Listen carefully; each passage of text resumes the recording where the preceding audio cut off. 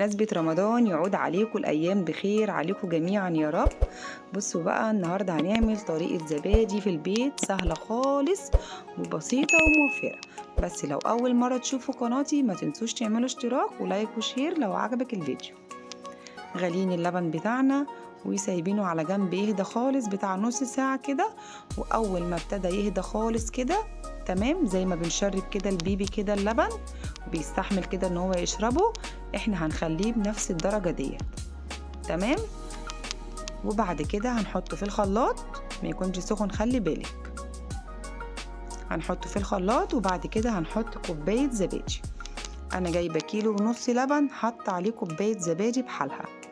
شايلة وش القشطة بتاعها، لازم اشيل وش القشطة اللي على الوش ده عشان ده الخمر بتاعها.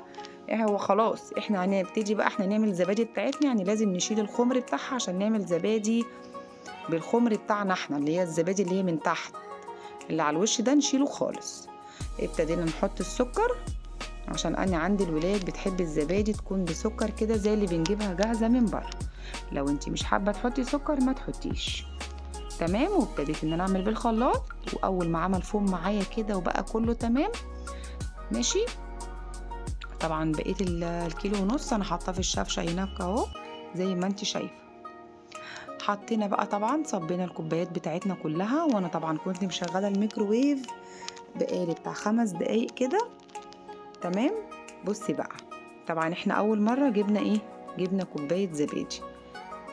احنا بعد كده مش هنجيب كوبايه الزبادي خلاص كده، هنبتدي بقى الخمر بتاعنا من نفس العلب بتاعتنا الكوبايات بتاعتنا اللي احنا عاملينها.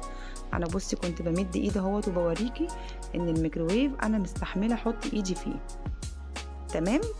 بصي لو انت ما عندكيش ميكروويف انا بصي يعني انا ممكن كنت اوريكي في البوتاجاز، بس البوتاجاز عندي العين مش شغاله اللي من تحت. يعني انا اساسا ساعات بتعامل برضو في البوتاجاز، بس انا حبيت اوريكي في الميكروويف عشان العين يعني اللنده بتاعه الميكروويف شغاله. انا طبعا كنت عاملاها بالليل الساعه 12 واحدة، وعلى 7 الصبح كانت خلاص بقت معايا تمام متماسكه وبقت 100 100. بصي بقى احنا مش هنجيب علبه زبادي تاني خلاص، احنا الخمر بتاعنا هنصب الكوبايات كلها تمام، ونيجي على اخر كوبايه ما نصبهاش للاخر، نعملها نص كوبايه وتبقى هي دي الخميره بتاعتنا بتاعت كل مره. يبقى احنا كل مره هنشتري لبن بس مش هنشتري علبه زبادي زي ما احنا عملنا. طب انا لو اول مره اعمل زي الطريقه اللي انت عاملاها ديت ومش لاقيه علبه زبادي بلدي، هنعملها بعلبه الزبادي العاديه اللي بتبقى في السوبر ماركت تمام، اللي هي اصغر كوبايه. وبرده بعد كده مش هنشتري زبادي تاني من بره عشان هيبقى عندنا الخمر بتاعنا ماشي. طيب انا دلوقتي لو انا مشغله البوتاجاز بتاعي بتاع 5 دقايق اطفي عليه خالص تمام. وبعد كده احط كوبايات الزبادي بتاعتي واحط ايدي كده تبقى دافيه كده شويه كده في البوتاجاز من جوه.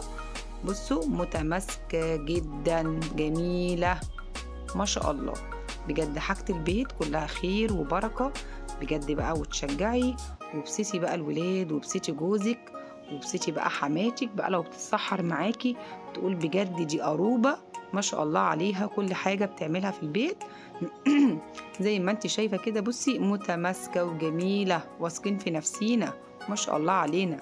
كل سنه وانتم طيبين ورمضان داخل علينا اهو.